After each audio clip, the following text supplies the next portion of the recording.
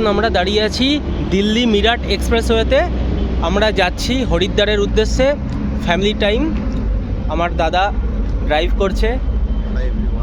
এখান থেকে 200 কিলোমিটার। তো কিছু বল। আমরা সপরিবারে যাচ্ছি হরিদ্বার। আশা করি ট্রিপটা ভালোই হবে। তো আমরা এখন দিল্লি মিরাট এক্সপ্রেসওয়ে কানেক্টরে দাঁড়িয়ে আছি। এখান থেকে অলমোস্ট 200 কিলোমিটার পড়বে হরিদ্বার। তো আমরা আরও আধ ঘন্টা আগে দিল্লির ভেতর থেকে বেরিয়েছি, তো থোড়া একটুখানি টাইম লেগে গেল। যাই হোক, আগে আপনারা দেখতে থাকুন, ভালো লাগবে শিওর। টাটা, আবার রাস্তায় দেখা হচ্ছে।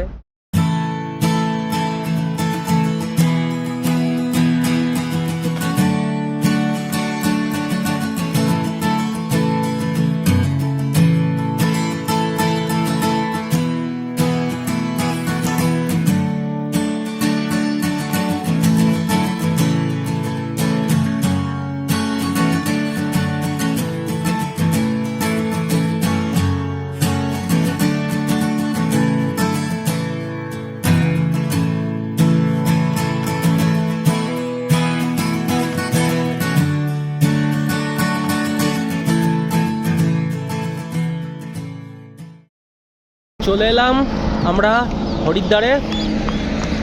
একটা ব্রিজের ওপরে দাঁড়িয়ে আছি এখনও পুরোপুরি এসে পৌঁছায়নি, এখনও 2-3 কিলোমিটার আছে। এখন বাজে 6:10 সকালবেলায়। মহাদেবের জায়গা, খুবই সুন্দর লাগছে চারিদিকটা। এবার এখন এই সময় প্রচণ্ড হাওয়া দিচ্ছে, মানে আমি লিটারালি কাঁপছি এখন। পেছনের ভিউটা খুবই সুন্দর। আমি ব্যাক ক্যামেরা দিয়ে দেখাচ্ছি এখন সামনেটায়।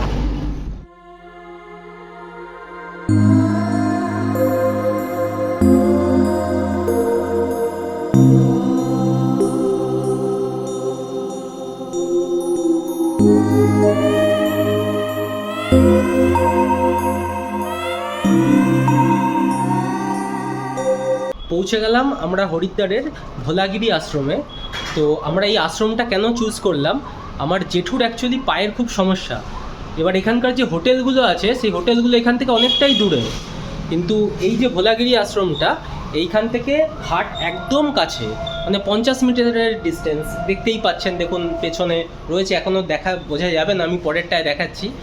আর এখানে যে রুমটা রয়েছে, মানে 500 টাকায় 4-5 জন থাকতে পারবে, এবং কোনো কোনো ক্ষেত্রে 600-700 টাকাও হয়ে যায়। তো আপনারা সেটা একটু দেখে নেবেন।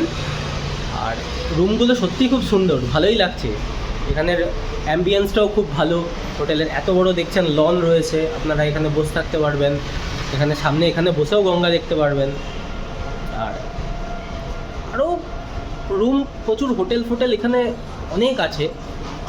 আমারও অ্যাকচুয়ালি এটা আসার খুব ইচ্ছা ছিল। ভারত সেবাশ্রমেরও অনেক আছে, আমরা এটাকে চুজ করলাম কারণ এটার রিভিউটা শুনেছি খুব ভালো। দেখুন, এবার চলুন পরের দেখা।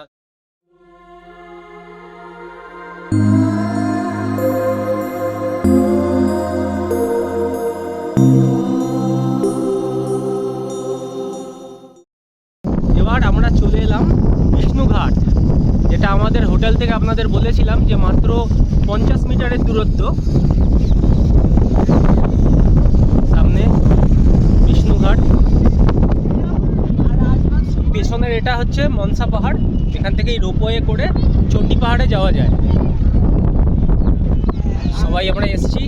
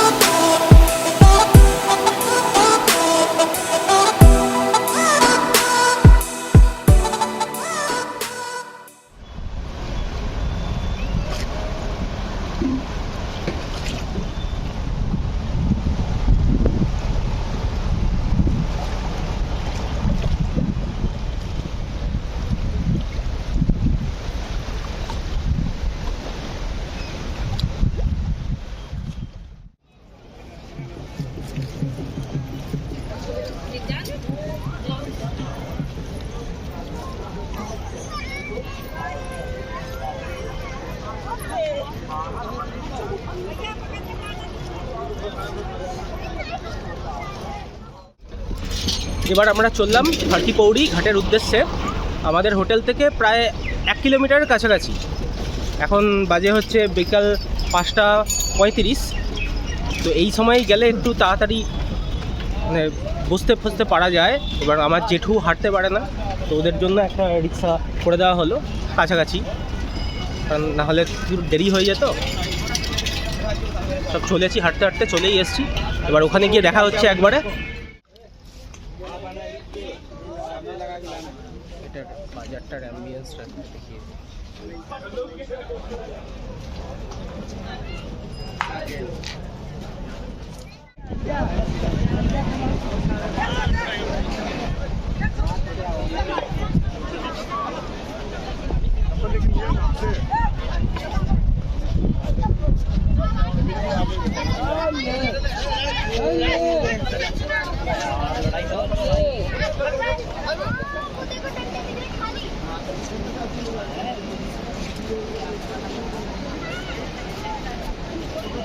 রাহুল আর জায়গাই থাকে না।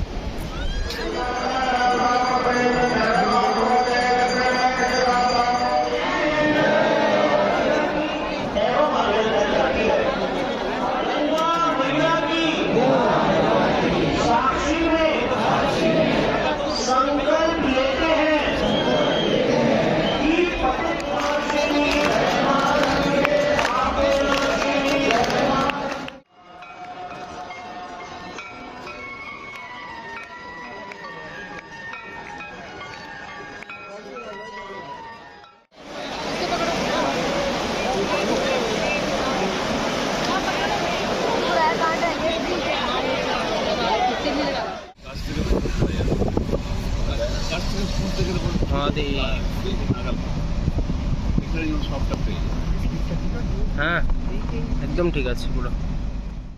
আমি বললাম যে ঋষিকেশে যাচ্ছ, আমি ভাবলাম ঋষিকেশে না গিয়ে দেরাদুন মসৌরি চলে যাব, কিন্তু তোমরা তো যাবে না, তাই যাচ্ছি না। কেন যাবো না, যেখানে নিয়ে যাবি। ডান দিকের ওটা কি? তো এবার আমরা হরিদ্বার থেকে আমরা ঋষিকেশের উদ্দেশ্যে রওনা দেবো ভাবছিলাম, যে গাড়িতে চলতে চলতেই হঠাৎ করে আমাদের ঠিক হলো যে ঋষিকেশ যাব না, কোথায় যাব? দেরাদুন মুসৌরি। এবার দেরাদুন আমরা আগে স্টে করতে চাইছি, কারণ মুসৌরির রাস্তাটা সত্যি করে খুবই সুন্দর। এবার সকালবেলায় ওটা আপনাদের ভিউটা আসল দেখাবো। এই সামনে টোল প্লাজার সামনে দাঁড়িয়ে আছি, এখান থেকে আর 15 কিলোমিটার মতন আছে দেরাদুন। রাত্রেবেলায় দেরাদুনে গিয়ে পৌঁছাবো, তারপরে ওইখান থেকে কালকে সকালবেলায় মুসৌরির উদ্দেশ্যে রওনা দেবো। তাহলে পথে চলতে চলতে আবার দেখা হবে। আজকের জন্য এখন এইটুকুনি রাত্রেবেলার শট।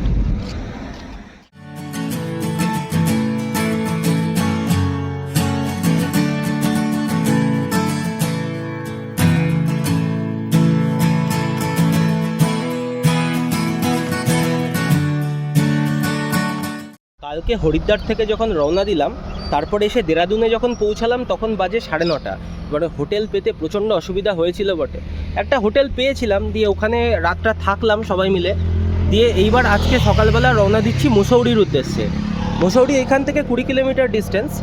এখন একটা ধাবায় এসেছি চা স্ন্যাক্স এগুলো খাওয়ার জন্য। এখন জাস্ট হিলে ওঠা শুরু করেছি। এবার চলতে চলতে আবার পথে দেখা হচ্ছে, যা যা হয় আপনাদের আপডেট দিচ্ছি সব। ঠিক আছে।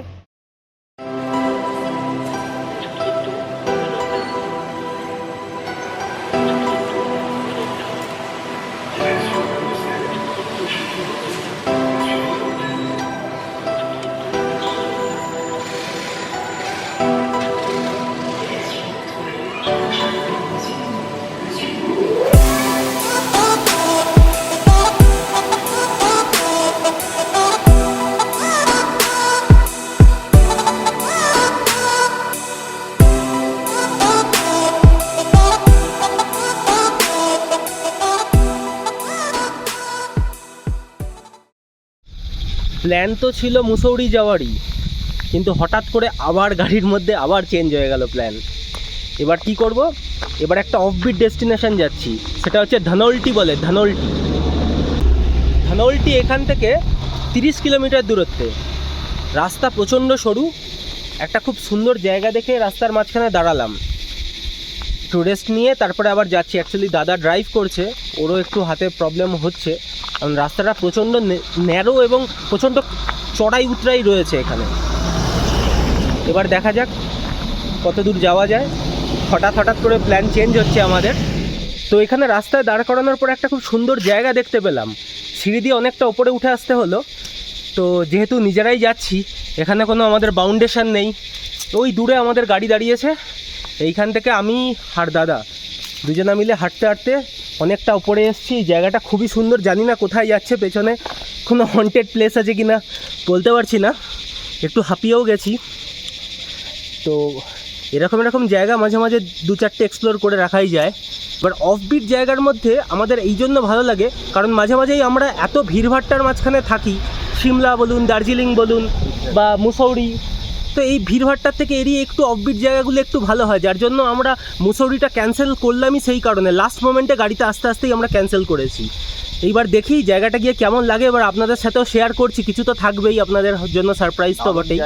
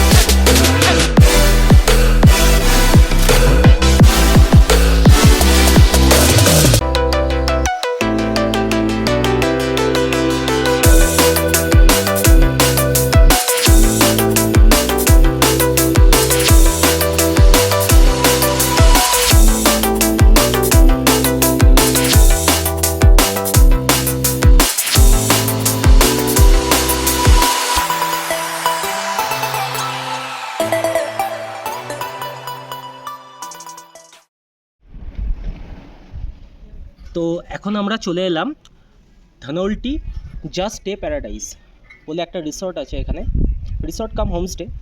তো এখন বাজে দুপুর 2:40। তো এখানে এসে আমরা এটায় উঠলাম। এবার এইখান থেকে যে প্যানোরামিক ভিউটা সেটা খুবই সুন্দর। তো এখানে রুমের ভাড়াও খুব বেশি নয়। তো আমরা থাকবো একটা কটেজে, যেখানে আমি আর দাদা থাকবো, আর জেঠু, বম্মা আর বাবা 3জনা মিলে থাকবে হচ্ছে একটা বড় 4 বেডের রুমে আছে। আপনারা আসতেই পারেন এখানে। এবার ভাবতেও পারা যায়নি যে এই রকম অফবিট জায়গাতে এরকম সস্তাতে আমরা পেয়ে যাব। যাই হোক, কপাল ভালো ছিল, পেয়ে গেলাম। তো আমি আপনাদের টোটাল হোমস্টেটারই একটা প্যানোরামিক ভিউ করে দেখাচ্ছি, দেখতে থাকুন। এই যে এইখান থেকে যে পেছনের যে ছোটো ছোটো কটেজগুলো দেখতে পাচ্ছেন, সেই কটেজগুলো আমরা মাত্র 800 টাকায় পেয়েছি, যদিও একটু বার্গেনিং করে। এবার সিজনটাও খুব প্রপার নয়। আর পেছনের এই যে রুমগুলো রয়েছে সেগুলোতেও পেয়েছি। পেছন থেকে ভিউটা সত্যি খুব সুন্দর। এখানে একটা সুন্দর দোলনা মতো পেয়েছি, গ্রাউন্ডটাও সুন্দর, বসার জায়গা রয়েছে।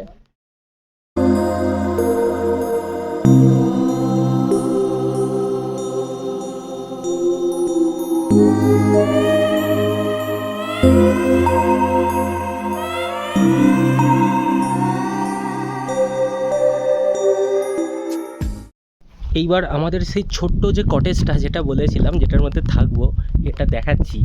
এই দেখুন, এই কটেজটার মধ্যে আমরা থাকবো। এখানে 2জনা মতো থাকতে পারে। তো এখানে কাপল তো থাকতেই পারে সুন্দরভাবে। ভেতরে প্লাগ পয়েন্টও রয়েছে আর এক্সস্ট রয়েছে। ফ্যান তো এখানে লাগবে না, কারণ এই সময়টা রোদ রয়েছে, এরপরে সূর্য ডুবলেই মানে বিভৎস খারাপ ওয়েদার। কারণ সমস্যা হচ্ছে যে আমি সেরকম শীতের ড্রেস কিছু আনিনি, কারণ হঠাৎ করে প্ল্যান হয়েছে, এটা ছিল না। আমার তো ঋষিকেশ ছিল প্ল্যান, যেটা আগেই বললাম। তো এবার এখনও প্রচণ্ড হাওয়া দিচ্ছে, কি করা যাবে বোঝা যাচ্ছে না।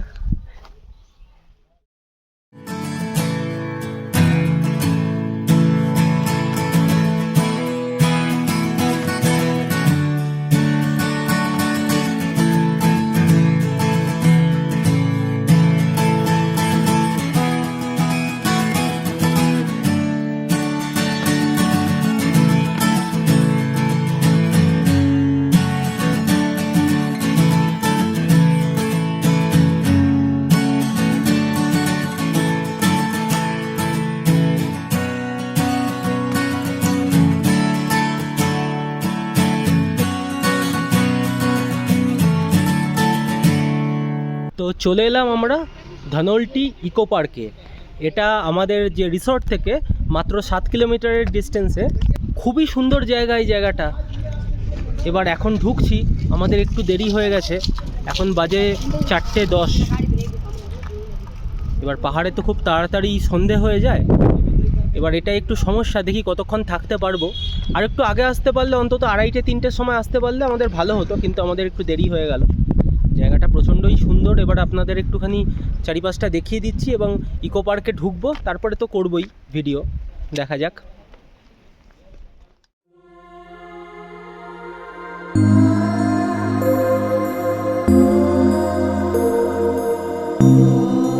এখন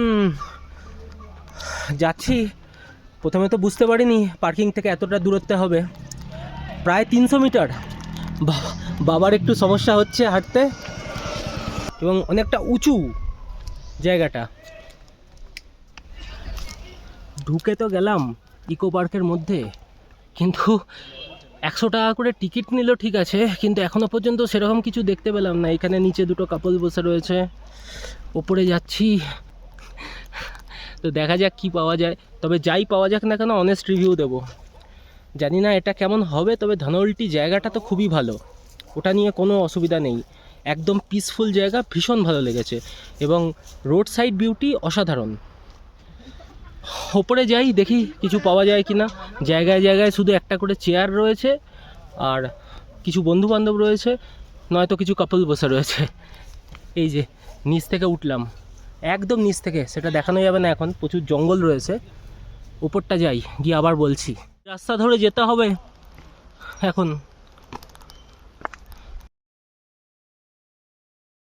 বাবাকে না নিয়ে এসে ভালোই হয়েছে, কারণ বাবা উঠতে পারতো না, বেকার বেকার। দাদা উঠলো না। চলছি, ওঠা আর শেষ হচ্ছে না। একটা ফ্যামিলি নেমে এলো, জিজ্ঞেস করলাম কেমন লাগলো, দিয়ে বলছে টিকিটটা কাটাটাই পুরো বেকার হয়ে গেছে। তার মধ্যে দুজন বয়স্ক ভদ্রমহিলা ছিলেন, ওনারা বললাম, হাঁটু ব্যথা নিয়ে উঠলাম, তারপরে গিয়েও কিছু দেখতে পেলাম না, মাথাটা গরম হয়ে গেল। তাও রিস্ক নিয়ে উঠছি, দেখি কি হয়, কি আছে উপরে। অ্যাটলিস্ট যদি একটা ভিউও থাকে তাহলেও পাওয়া যায়। ঠিক এইরকমই ভিউটা পাওয়া যাচ্ছে।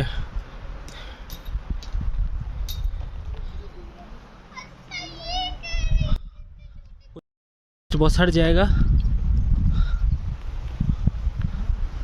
পাহাড়ের কিছু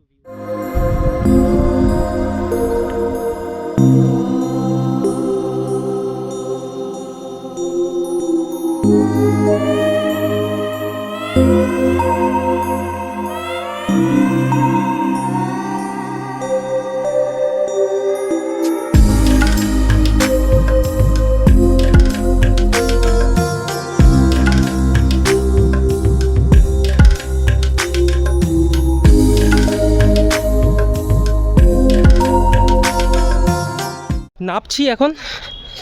উপরটা লেগেছে মোটামুটি, ভীষণ খুব একটা ভালো লাগেনি, তবে আপনারা আসতে পারেন, কিন্তু ধনোল্টি অবশ্যই আসবেন। এটা কিন্তু ভীষণ ভালো জায়গা, ভীষণ ভালো অফবিট ডেস্টিনেশন। ঠিক একটা, হ্যাঁ, 360 ভিউ পাওয়া যায় পুরো শহরটার, এবং মুসৌরিরও অনেক কিছু জায়গা এখান থেকে এক্সপ্লোর করা যায় উপর থেকে। কিন্তু ধনোল্টি অবশ্যই আসবেন, শুধু এইটুকুনি বলছি। বিকেলবেলায় এখানে একবার 5 টাইমের জন্য একবার ইকো পার্ক ঘুরে যেতে পারেন। আজকে এখানে আসার সময় প্রচুর এই গাছটা দেখতে পেলাম, ফুলটার নাম ব্রাস। তো এই গাছটা এখানকার যে স্থানীয় লোকেরা দুবেলা করে জুস খায়, এটাতে হার্টের পাম্পিং খুব ভালো হয় এবং রক্ত চলাচল খুবই ভালো হয়। এই গাছটা নিয়েছি আমরা, তো খেয়ে দেখলাম বেশ একটু টক টক স্বাদের গাছটা, খুবই ভালো লাগলো। এটার সিজন হচ্ছে মার্চ থেকে এপ্রিল অবধি, তারপরে কিন্তু হয় না, বছরের ঠিক এই সময়টাতেই ফোটে। আর এই সময়টায় এরা প্রচুর পরিমাণে, এখানে প্রচুর জায়গাতে জুসও বিক্রি হচ্ছে। আমরা দেখি যাওয়ার সময় যদি ফুলটার কিছু ভিডিও নিতে পারি তো নেব, কিন্তু দেখা যাচ্ছিল না, অনেকটা উঁচুতে ছিল, নাহলে একদম খাদের ধারে ছিল। এখান থেকে এরা কালেক্ট করে।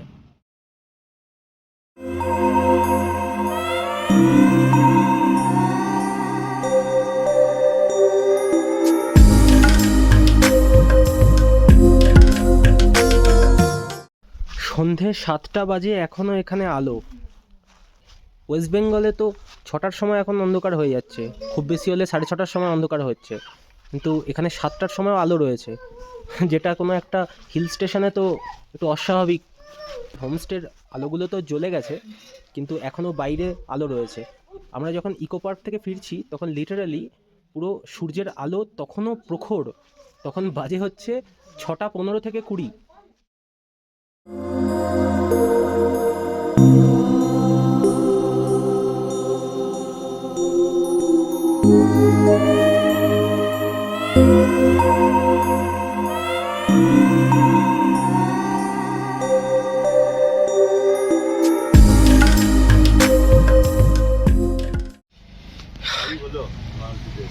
এই যে আমাদের ধানলটিতে এসছি, আমাদের ছোট্ট উডেন কটেজ, দাদা আর বাবা বসে আছে এখানে। দেখুন, টেন্টে আমরা থেকেছি, উডেন ঘরেও থেকেছি, ট্রি হাউসে থেকেছি, কিন্তু এটা একটা ইউনিক স্টাইলের। ধানলটিতে এসে এটা একটা অদ্ভুত ধরনের লাগছে, তাই না? এবার উডেন স্টাইলের একটা ঘর, না টেন্ট বলা চলে, না ট্রি হাউস বলা চলে, কি বলা চলে বুঝতে পারি না। ইউনিক জিনিস। এখানে চার্জিং পয়েন্ট রয়েছে, দাদার মাথার পেছনটাতেই এক্সস্ট রয়েছে, ঠিক আছে। এখানে সুন্দর লাইট রয়েছে, দরজা, কাচের দরজা, হ্যাঁ পর্দা রয়েছে সুন্দর, হ্যাঁ এদিকে সুন্দর একটা পর্দা রয়েছে। এবার কোনো সময় যদি মনে হয় জাস্ট এরকম পর্দাটা টেনে দেওয়া যেতে পারে। একটা সুন্দর একটা রয়েছে, সেটা দেখতে দেখতে এখানে বসে বসে গল্প করছি, হালকা গান বাজছে। খুব কোজি সেটিং, জানেন তো, একদম ভালো লাগবে, মাস্ট ট্রাই। আমি তো বলবো ফুললি রেকমেন্ডেড। একদম নতুন অভিজ্ঞতা হলো, এইরকম অভিজ্ঞতা আগে হয়নি। একদমই তাই। ধানলটিতে আসলে অবশ্যই এটাই থাকবেন। আপনার তো ডিটেলস আমি আগে দিয়েই দিয়েছি, পরে ডেসক্রিপশনে আমি দিয়েও দেবো। বাজেট ফ্রেন্ডলি প্রথম কথা, মানে বেশি আপনারা যেন এরকম মনে করবেন না যে অনেক কস্টলি, ঠিকঠাক একদম। এবং এরকম একটা রিমোট জায়গায় এসে, যেখানে পুরো নিস্তব্ধতা চারিদিকে, শুধু আমরা তিনজনা বসে আছি, তিনজনার কথাই তিনজনা শুনতে পাচ্ছি, একটা কোনো আওয়াজ পর্যন্ত নেই সেখানে। কোলাহলে তো এবার অনেক থাকা হলো, এবার ধানলটিও একবার ট্রাই করে দেখুন। যারা বুক রিডার্স, যারা বই পড়তে পছন্দ করেন, একটা একলা জায়গায় আরামসে থাকুন, বই পড়ুন, সময় কাটান, ফ্যামিলির সঙ্গে টাইম দিন, খুব ভালো জায়গা। বন্ধুদের সাথে আসুন, টাইম স্পেন্ড করুন, খুব ভালো। এরকম এখানে 3টে থেকে কটা আছে জানো? চারটে আছে। এখানেও 4টে আছে, আমরা 3 নম্বরটা চুজ করেছি। আপনারা এখানে বন্ধুদের সাথে আরামসে, এখানে তিনজনাও, আমার তো মনে হচ্ছে আমরা তিনজনা শুয়ে পড়তে পারবো না। দুজনের পক্ষেই ভালো, তবে শীতের জায়গায় তিনজনাও থাকা যায়, শীতের জায়গায় তিনজনাতেও থাকা যায়, এখানে দুজনা তো আরামসে থাকতে পারবে, ঠিক আছে। আমি জানি না তিনজনকে এরা অ্যালাউ করবে নাকি। হ্যাঁ, But সেটা দুজনের জন্য সেটা একদম একবার ঠিক। এসে হোমস্টেতে এসে একবার কথা বলে দেওয়াই যায়। তো এবার রাতের ঠিক আছে। এইটুকুনি থাকলো। Good night. Good night, tata.